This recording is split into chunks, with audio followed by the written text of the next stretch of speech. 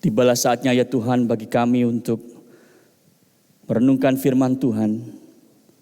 Tolong hamba-Mu dalam segala keterbatasannya, jadi seperti seorang anak yang hanya memberikan 5 roti 2 ikan. Namun Tuhan memberkatinya dan melipat gandakannya menjadi makanan bagi begitu banyak orang. Biarlah kami pun hari ini dikenyangkan dengan makanan rohani dari surga. Dengar doa kami ya Bapa dalam nama Tuhan Yesus. Amin.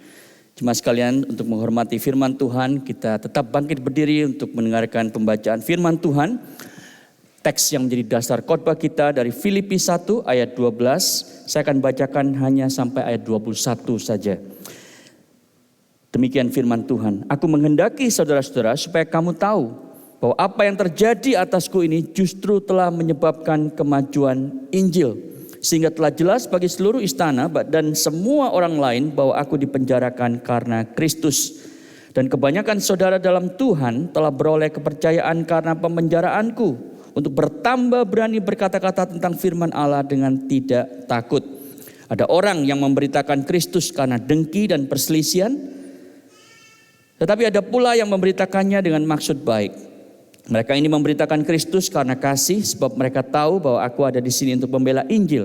Tetapi yang lain karena kepentingan sendiri dengan maksud yang tidak ikhlas. Sangkanya dengan demikian mereka memperberat bebanku dalam penjara. Tapi tidak mengapa, sebab bagaimanapun juga Kristus diberitakan, baik dengan maksud palsu maupun dengan jujur. Tentang hal itu aku bersukacita. Dan aku tetap akan bersukacita karena aku tahu bahwa kesudahan semuanya ini adalah keselamatanku oleh doamu dan pertolongan Roh Yesus Kristus. Sebab yang sangat kurindukan dan kuharapkan ialah bahwa aku dalam segala hal tidak akan beroleh malu, melainkan seperti sedia kala, demikian pun sekarang Kristus dengan nyata dimuliakan di dalam tubuhku, baik oleh hidupku maupun oleh matiku. Ayat 21 kita baca bersama-sama. Karena bagiku hidup adalah Kristus dan mati adalah keuntungan. Silakan duduk jemaat sekalian. Demikian jauh pembacaan firman Tuhan. Saudara, kita berada di dalam satu seri khotbah eksposisi dari kitab Filipi yang diberi judul Deeper. Bagaimana kita mengenal Allah lebih dalam melalui surat yang penuh dengan sukacita ini. Kalau Rasul Paulus, saudara, punya business card, punya kartu nama, maka di sana saya kira akan tertulis church planter, lalu di bawahnya ada moto hidupnya. Hidup adalah Kristus, mati adalah keuntungan, dicetak di dalam kartu namanya. Karena memang itu adalah fokus hidupnya, tujuan hidupnya, definisi hidupnya, saudara-saudara. Dan tanpa kita memiliki fokus dan tujuan hidup seperti itu, hidup kita, hidup Anda dan saya itu akan seringkali mudah diombang-ambingkan oleh situasi hidup. Penderitaan, perlakuan orang lain yang tidak adil, itu akan melumatkan hidup Anda bila Anda membangun hidup Anda di atas kenyamanan atau reputasi. Karena kenyamanan bisa hilang. Reputasi bisa dirusak oleh orang. Tujuan hidup Paulus, to live is Christ, to die is gain. Memampukan dia untuk menghadapi kegelapan, kegetiran pengalaman hidupnya tanpa kehilangan sukacita di dalam Kristus. Yaitu seakan punya satu pengharapan yang sangat kokoh, perspektif yang sangat teguh, dan mata rohani yang mampu menerobos, saudara, kegelapan penjara yang dia alami. Jadi saya mengajak Anda untuk melihat bersama-sama melalui teks hari ini, bagaimana kita memiliki satu fokus dan tujuan hidup yang mampu mengatasi situasi hidup Anda. 3 poin yang saya ingin sharingkan kepada Anda. Yang pertama adalah pengalaman Paulus di dalam penjara, yaitu P yang pertama, saudara. Ya, ayat yang ke-12 sampai 14, dia mengalami penderitaan fisik, yaitu dia ada di dalam penjara karena memang surat Filipi ditulis dari penjara, kemungkinan besar penjara yang di Roma. Karena Paulus beberapa kali di penjara, di Filipi sendiri, di Kaisarea, lalu sampai di Roma, saudara. Ayat 12 sampai 13 berbunyi begini. Tadi yang kita baca. Aku menghendaki saudara supaya kamu tahu bahwa apa yang terjadi atasku ini justru menyebabkan kemajuan Injil. The gospel is advanced, dimajukan karena aku dipenjara. Kemudian ayat 13, sehingga menjadi jelas bagi seluruh istana, atau lebih tepatnya the whole imperial guard, seluruh pasukan elit yang bertugas di sekitar istana, dan semua orang lain di istana kaisar itu tahu apa? Bahwa aku dipenjarakan karena Kristus. Saudara, dalam ayat ini, ayat yang sangat kaya, ini kita tidak punya waktu untuk melihat setiap detailnya, tapi ada beberapa hal yang penting yang saya harap Anda bisa perhatikan dalam beberapa menit yang ke depan. Yang pertama, saudara, di ayat 12 itu Paulus mengatakan bahwa pada waktu dia itu di penjara, dia ingin memberitahu jemaat Filipi. Jadi jemaat Filipi ini kalau Anda lihat dan ingat khotbah-khotbah sebelumnya, di pasal pertama dari ayat pertama sampai ayat yang ke-11. Saudara, jemaat Filipi dengan Paulus itu punya hubungan yang sangat dekat. Jemaat Filipi selalu mendukung pelayanan Paulus. Mereka mengirim Epafroditus untuk menemani Paulus, untuk membawa bantuan finansial dan seterusnya. Sehingga saudara, jemaat Filipi ini concern sekali bahwa Paulus dipenjara lagi. Dan jemaat Filipi itu ingat saudara, bahwa dulu waktu Paulus pernah dipenjara di kota Filipi, pada waktu gereja Filipi itu sedang dimulai. Anda bisa baca itu di Kisah Rasul pasal yang ke-16. Allah membuat mujizat. Karena tiba-tiba sel-sel penjara itu goncang, lalu terbukalah selnya dan Paulus bisa dilepaskan dari penjara. Jadi jemaat Filipi itu wondering, mungkin tidak Allah itu menggunakan pengalaman ini untuk menyatakan kemuliaannya lagi dan penjara-penjara itu sel-selnya terlepas. Saudara, itu yang diharapkan oleh jemaat Filipi. Tetapi Paulus justru mengatakan, aku kepengen kamu tahu jemaat, bahwa apa yang terjadi atasku ini, aku dipenjarakan ini, telah menyebabkan kemajuan Injil. Dan saudara, pasti jemaat Filipinya kaget, lu kenapa kok bisa Injil jadi maju? Justru karena kamu dipenjarakan, kamu adalah pemberita Injil Paulus. Kamu akan lebih efektif kalau kamu ada di jalan, ada di sinagog, ada di luar penjara daripada di dalam penjara. Tetapi saudara, Paulus punya hal yang luar biasa yang dia ceritakan. Jadi Paulus sedang memberikan assurance kepada jemaat Filipi, tidak. Aku masih berada di dalam kehendak Allah. Kuasa Allah masih bekerja melalui pelayananku. Lalu dia menceritakan alasannya di ayat yang ke-13, saudara. Jelas bagi seluruh imperial guard. Nah, jadi saya ingin cerita sedikit latar belakangnya. Ya, di dalam slide berikutnya, saudara, waktu Paulus di Roma, konteks penjaranya itu bukan penjara yang sama di Filipi dan Kaisarea, tapi dia itu ada sebagai tahanan rumah. Kalau Anda membaca Kisah Rasul yang terakhir pasal 28, ya ayat yang ke-30, dikatakan selama 2 tahun penuh Paulus itu ada di sebuah rumah yang dia sewa sendiri, tapi dia ditahan, saudara. Bagaimana dia ditahan? Dia harus dirantai tangannya dengan tangan seorang prajurit. Nah, saudara, Praetorian Guard, Imperial Guard yang ada di gambar ini kurang lebih ya, itu adalah para tentara elit, saudara. Dan kalau Anda itu ketemu mereka, Anda tidak akan merasa lebih hebat. Karena mereka tuh tinggi, besar, terlatih, keren, dan mengerikan, saudara, mukanya. Jumlahnya sekitar 9.000. Dan mereka itu bertugas setiap kali, shiftnya mungkin 6 jam. Jadi setiap hari, Paulus itu ketemu minimal 4 prajurit yang berbeda. Saudara, hari ini mungkin mereka itu adalah anggota pasukan elit Kopassus di Indonesia gitu ya. Komando pasukan khusus atau Navy SEAL di Amerika. Keren sekali saudara, karena mereka diberikan tugas khusus untuk menjaga istana. Salah satunya menjaga tahanan yang akan kemudian diadili di depan kaisar. Mereka punya tugas khusus, pelatihan khusus, gajinya double dibandingkan prajurit lain. Jadi ini memang pasukan elit saudara. Dan mereka diberikan tugas yang pasti bukan menjadi favorit mereka, yaitu menjaga sebuah tahanan orang Yahudi yang juga ternyata adalah warga negara Roma yang namanya Paulus. Saudara melihat situasi seperti ini, biasanya orang Kristen itu selalu bilang, aduh kenapa ya Tuhan aku seperti ini, aku kan mau pelayanan, kenapa sekarang gak bisa. Anda lihat Paulus tidak menulis surat Filipi begini, jemaat engkau harus tahu kondisiku sekarang, lihat tanganku merah-merah, biru bahkan, luka. Kenapa? Karena dirantai setiap kali. Aku mau kencing aja susah karena ada dia. Kan harus dirantai saudara. Mau makan ada dia. Jadi aduh saya ini udah gak tahu lah bagaimana. Saudara, dia tidak ngomong seperti itu. Dia malah bilang seperti ini. Ada kemajuan Injil. Jadi saudara, saya bayangkan. Waktu prajurit itu datang saudara. Ganti shift gitu ya. Paulus itu berdoa begini. Tuhan, sekarang ganti orang lagi. Berikan aku bijaksana untuk bisa ngomong sama dia. Dan mengabarkan Injil kepada dia.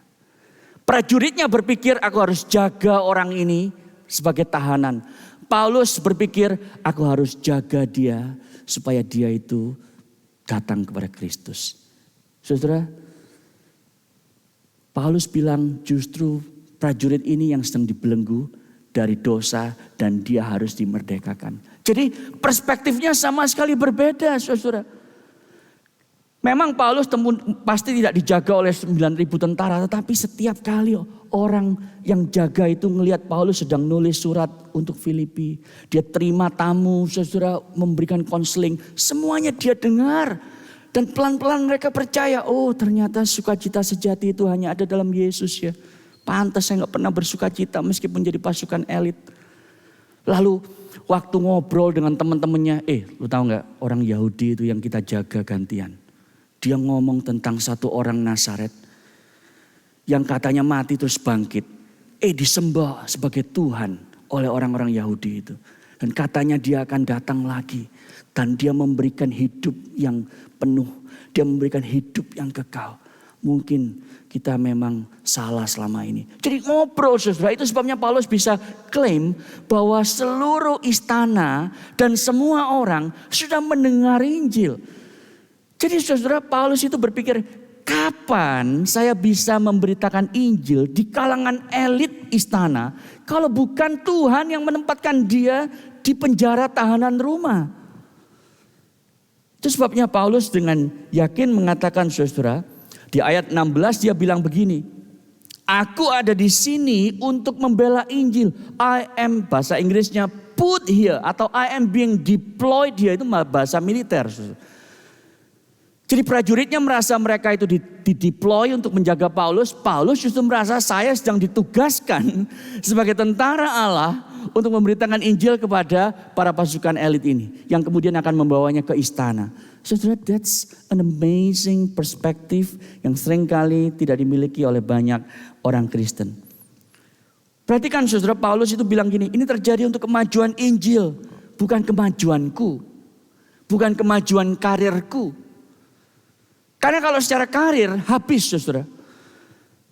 Saya tahu pada waktu dia di penjara Roma menulis surat Filipi ini. Roma ini ada di ujung dunia pada waktu itu. Jadi waktu Yesus bilang Injil ini akan diberitakan mulai dari Yerusalem, Samaria, Yudea sampai ke ujung bumi. Paulus sudah sampai saudara ke ujung bumi. Dan dia sekarang sedang ngomong kepada the elites. Jadi Paulus mengatakan aku tidak peduli kalau karirku selesai. Yang penting Injil sudah sampai ke ujung bumi. Susah kalau kita hidup seperti itu, pasti hidup kita itu tidak seperti hari ini. Karena dia di penjara, saudara, dia menulis surat Filipi, menulis surat Efesus, menulis surat Kolose, menulis Filemon, saudara, sehingga hari ini, saudara, kita bisa menikmatinya dan diberkati. Tahun 1657 saudara di England, di Bedford ada seorang yang namanya John Bunyan. Yang dipenjara karena iman dia. Dan dia bilang begini saudara waktu ditanya. Mungkin ini kesempatan aku bisa menulis karena selama ini aku tidak punya waktu untuk menulis. Jadi dia menjadikan penjaranya itu kantornya untuk menulis. Sudah tahu, waktu dia di penjara itulah dihasilkan sebuah karya yang dianggap sebagai karya Kristiani terpenting setelah Alkitab, yaitu The Pilgrim's Progress. Kalau Anda belum baca bukunya, Anda ketinggalan zaman. Justru melalui penjara, saudara, dia menjadi berkat yang luar biasa. Sebenarnya penjara itu, saudara ya, banyak sekali membentuk pemimpin. Ya, kalau Anda ingat mulai dari Martin Luther King Jr., Mahatma Gandhi itu di Amerika, Mahatma Gandhi di India, Aung San Suu Kyi di Myanmar, ya Cory Aquino di Filipina. Memang banyak yang jahat, yang korup masuk penjara tambah korup, saudara ya. Tetapi banyak sekali orang-orang yang kemudian waktu di penjara mereka bisa berpikir dengan jernih, lalu mereka menghasilkan karya-karyanya yang masterpiece itu justru dalam penjara. Jadi ya, satu kali kalau Anda di penjara atau saya di penjara, jangan komplain, saudara. Mungkin ini adalah cara Tuhan untuk memajukan Injil, memaksa saudara untuk diam, duduk, berpikir dan menulis dan memberikan kesaksian kepada orang-orang di sekitar penjara tersebut.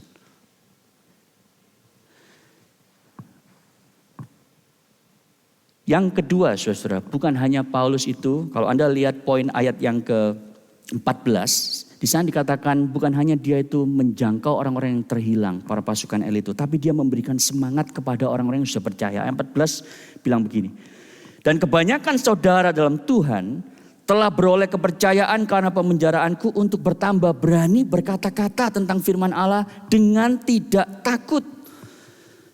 Jadi orang-orang Kristen waktu itu melihat Paulus di penjara, mereka tambah berapi-api, saudara. Coba perhatikan beberapa hal yang menarik di sana. Dikatakan di sana kebanyakan saudara. Jadi mereka ini orang-orang Kristen biasa. Ya bukan hamba Tuhan, bukan profesor teologi, bukan penatua gereja. Orang-orang biasa. Saudara, Injil Kristus Yesus selalu diberitakan oleh orang-orang biasa di tempat kerja mereka, di pasar, di rumah, di jalan, di sekolah, di kampus. Dan dikatakan di sana mereka itu berani berkata-kata, bukan berani berkhotbah di atas mimbar karena mereka tidak punya mimbar. Tapi mimbar mereka yaitu adalah di kampus, di kantor, di berbagai tempat yang Tuhan tempatkan mereka sesuai profesi masing-masing. Jadi saudara, yang terhilang itu dijangkau karena pemenjaraan Paulus. Yang sudah percaya itu dibangun imannya untuk memberitakan Injil. Itu hasilnya, saudara. Injil dimajukan. Jadi apa lessonnya sejauh ini sebelum kita melihat poin yang kedua? Saudara, kadang Tuhan itu memberikan kita limits dalam hidup ini. Batasan. Anda terbatas. Ya Tuhan, aku sekarang baru mengalami kecelakaan. Aku tidak bisa melakukan hal yang dulu aku lakukan. Tapi tahukah Anda, pernahkah Anda berpikir, justru di dalam keterbatasan itulah Anda mungkin bisa jauh lebih efektif bagi Tuhan. Fanny Crosby itu buta sejak umur 6 minggu, saudara. Karena kesalahan Sinse kasih obat ke mata dia. Tapi dia tidak pernah mengeluh, saudara. Justru dalam kebutaannya itu dia berfokus untuk memuliakan Tuhan. Dia menulis ribuan hymns sampai hari ini kita nyanyikan.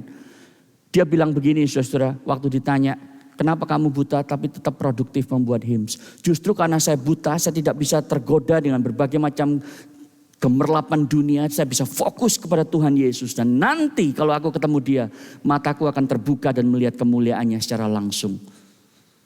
Justru dalam keterbatasannya itu dia sangat efektif. Kalau Anda adalah ibu rumah tangga, saudara mungkin ingat cerita Susana Wesley. Anaknya itu 14, saudara. Siapa yang anaknya di sini lebih dari 10, ya masih kalah sama Susana Wesley. 14.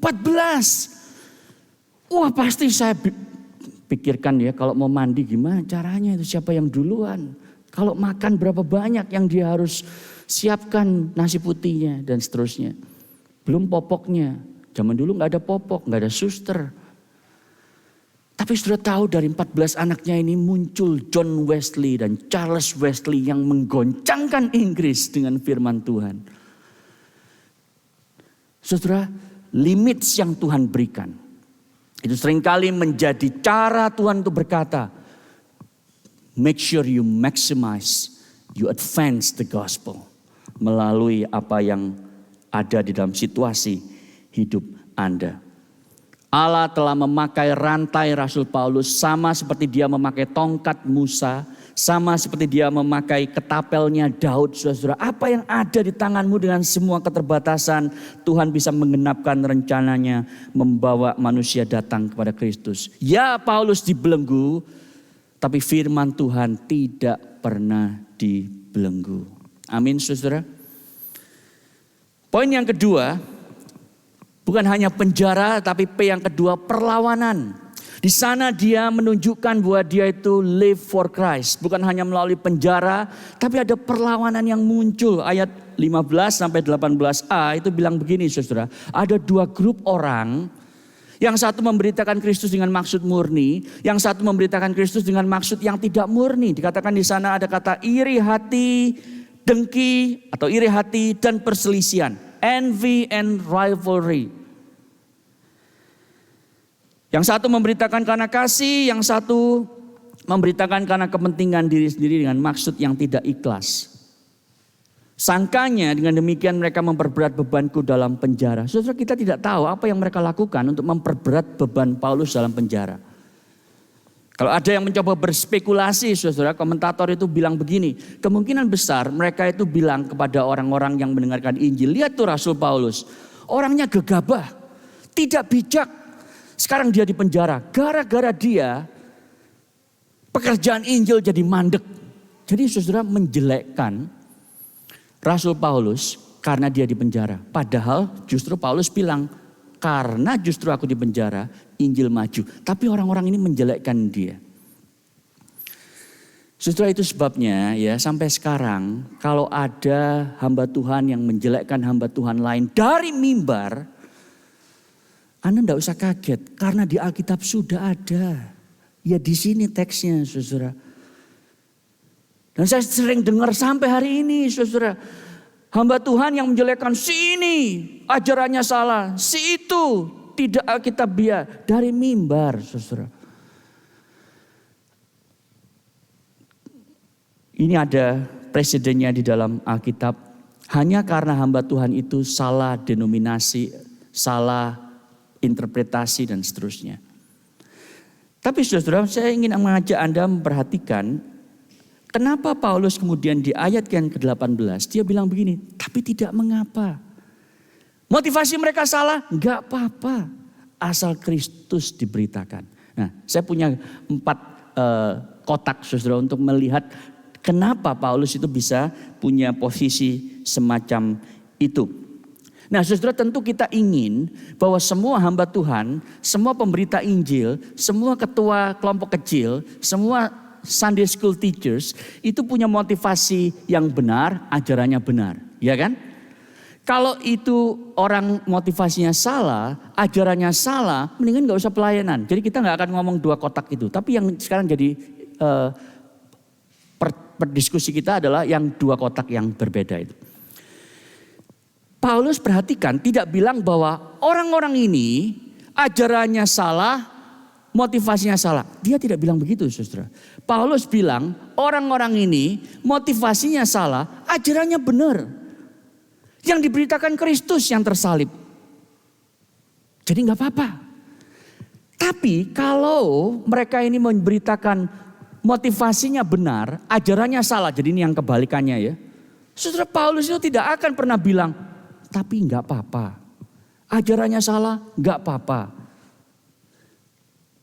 Jadi meskipun motivasinya benar, tapi kalau ajarannya salah, saudara, Paulus itu akan getting jumpy gitu ya. Dia akan, jadi kalau Anda lihat misalnya di 2 konteks yang berbeda di Korintus, saudara, ada yang disebut sebagai rasul-rasul palsu yang memberitakan Yesus yang lain.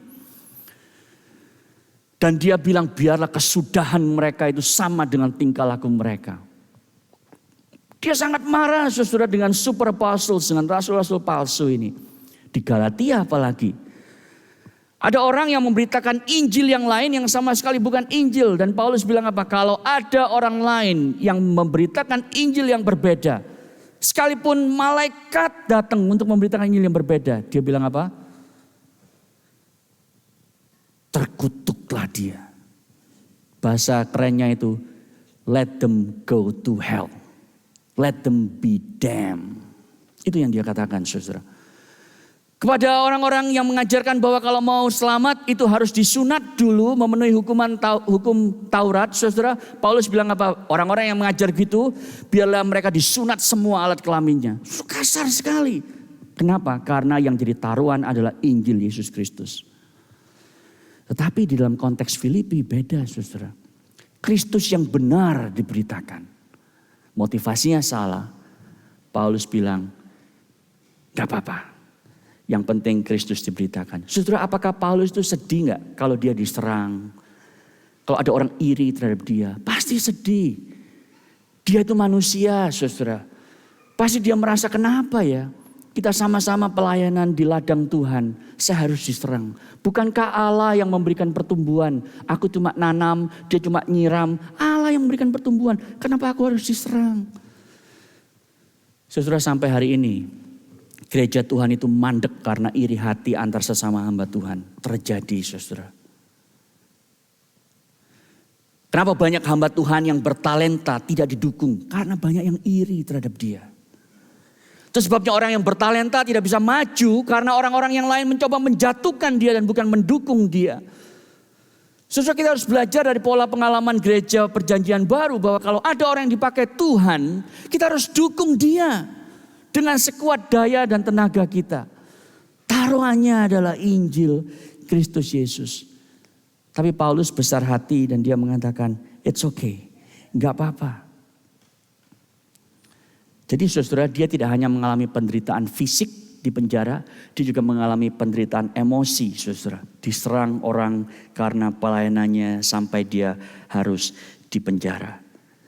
Tetapi dia tidak kaget, saudara, karena dia tahu Allah yang dia layani bisa mengubah pemenjaraannya, mengubah iri hati musuh-musuhnya untuk kemajuan Injil. Dan ini adalah cara tipikal Allah untuk menggunakan kita.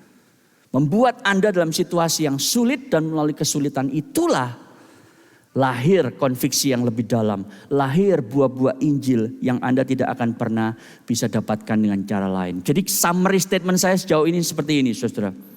Bila fokus hidup Anda adalah kemajuan Injil. Meski kenyamanan hidup dan reputasi diri Anda terancam, sukacita Anda tidak akan pernah bisa direbut oleh siapapun atau apapun. Kalau Anda bisa berkata seperti Rasul Paulus, bagiku hidup adalah Kristus, mati adalah keuntungan.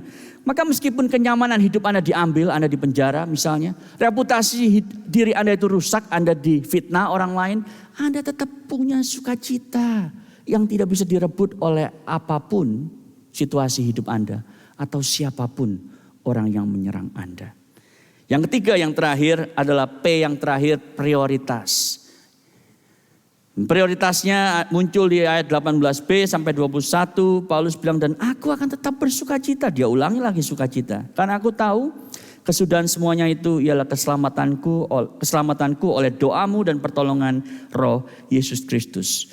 Jadi saudara, dia bukan berarti meragukan keselamatannya. Tapi tiap kali Anda melihat kata soteria, keselamatan, itu selalu ada dalam 3 tenses. Anda tinggal memilih ini yang mana yang dikatakan Paulus. Yang dikatakan ada dalam future tense.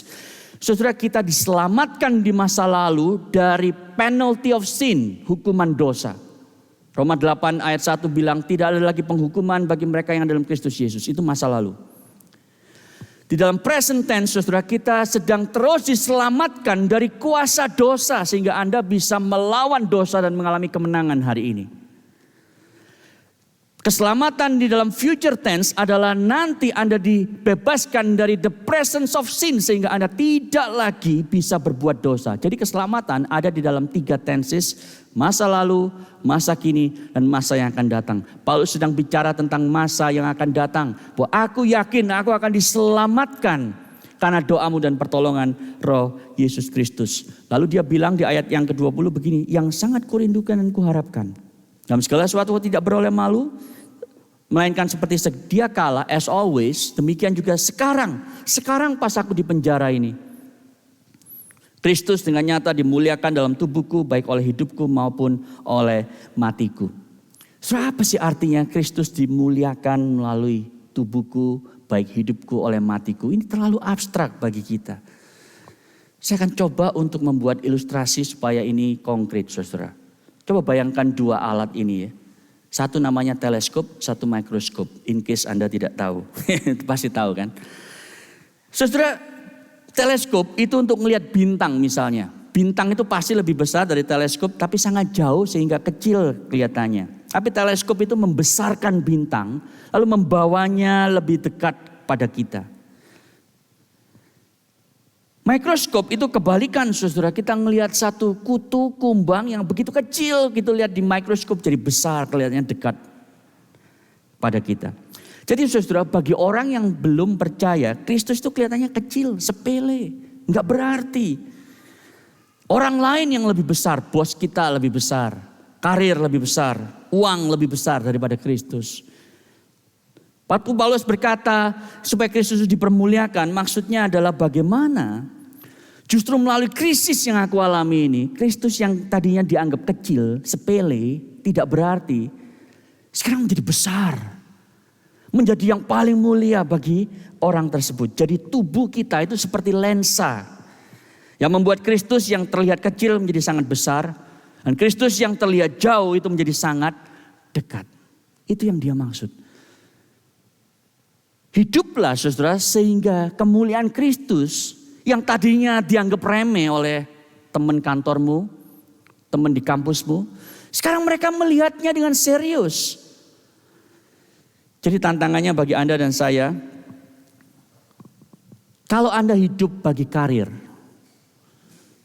Anda yang bekerja hari ini di Melbourne, di Indonesia, dan karir Anda itu hilang karena Anda kehilangan kerjaan, hidup Anda akan hancur. Bayangkan Paulus, saudara, dia itu pemberita Injil, church planter, dia nggak bisa ngapa-ngapain. Orang yang sangat aktif, type A personality, tiba-tiba harus mendekam dalam penjara. Kalau dia hidup untuk karirnya sebagai pemberita Injil, hidupnya akan hancur. That's it, dia bilang. Kalau hidup Anda itu untuk friendship, pertemanan, atau untuk hidup untuk suami, atau hidup untuk istri, atau hidup untuk anak, lalu tiba-tiba Anda dipisahkan dari semua mereka oleh penyakit, oleh kematian, hidup Anda akan hancur. Sir Paulus kehilangan temannya di Filipi, dia bilang aku sangat rindu untuk ketemu lagi dengan kamu jemaat Filipi, tapi sekarang gak bisa. Kalau dia hidup untuk friendship, untuk orang lain, hidupnya akan hancur saudara. Tapi dia bilang enggak, hidupku adalah Kristus, bukan karir, bukan penerimaan orang lain, sehingga sukacitaku tidak akan hilang. Saudara, bisakah hari ini Anda berkata, hidup adalah Kristus, mati adalah keuntungan? Atau banyak dari kita yang bilang begini, ya sebetulnya sih ya kalau saya jujur hidup itu adalah uang. Dan mati adalah rugi, tidak bisa membawa sepeser pun. Atau sebagian Anda bilang begini, hidup itu adalah popularitas dan mati adalah secara perlahan dilupakan orang-orang. Atau Anda bilang hidup adalah kenikmatan dan mati itu adalah sengsara yang tidak dapat dihindari. Atau hidup adalah kuasa dan mati itu tidak berkutik sama sekali, dikubur di bawah tanah. Sudah tahu kita bisa hidup bagi Kristus bukan dengan kekuatan kita. Tetapi karena Kristus terlebih dahulu berkata, bagiku hidup adalah engkau. Kapan dia bilang begitu saudara? Yohanes 17 ayat 19 dia berdoa begini di Taman Getsemani. Aku menguduskan diriku bagi mereka. Supaya mereka pun dikuduskan dalam kebenaran. Saudara tahu artinya apa? Dikuduskan itu artinya begini. Aku dipisahkan untuk melakukan kehendak Allah. Untuk mati di kayu salib bagi orang-orang yang terhilang ini. Sehingga mereka sekarang bisa dipisahkan hidup bagimu. Itu artinya doa Yesus. Saudara, karena Yesus berkata kepada Anda dan saya hari ini, bagiku hidup adalah engkau. Aku meninggalkan surga yang mulia, mati di atas kayu salib bagimu. Dan kalau Anda mengerti ini, Anda akan berubah, bertobat, dan kembali pada Tuhan pagi hari ini dan berkata, Tuhan aku mau hidup sekarang bagi Kristus. Mari kita tunduk kepala, kita berdoa. Bapa di surga, tolonglah setiap kami ya Tuhan. Hidup kami seringkali habis untuk banyak hal di dunia ini di luar Kristus. Dan semuanya itu akan sia-sia, mendatangkan air mata, penderitaan, kekosongan dalam hidup kami. Tolong kami untuk menyadari Kristus hidup dan mati bagi kami. Sehingga kami sekarang bisa hidup bagi Engkau. Terimalah kami ya Tuhan yang pertama kalinya bertobat dan menerima Yesus sebagai juru selamat. Terimalah kami kalau ada di antara kami yang sudah lama ikut Yesus tapi tidak pernah sungguh-sungguh di dalam kami mengikut Engkau. Dengar doa kami dalam nama Tuhan Yesus. Amin.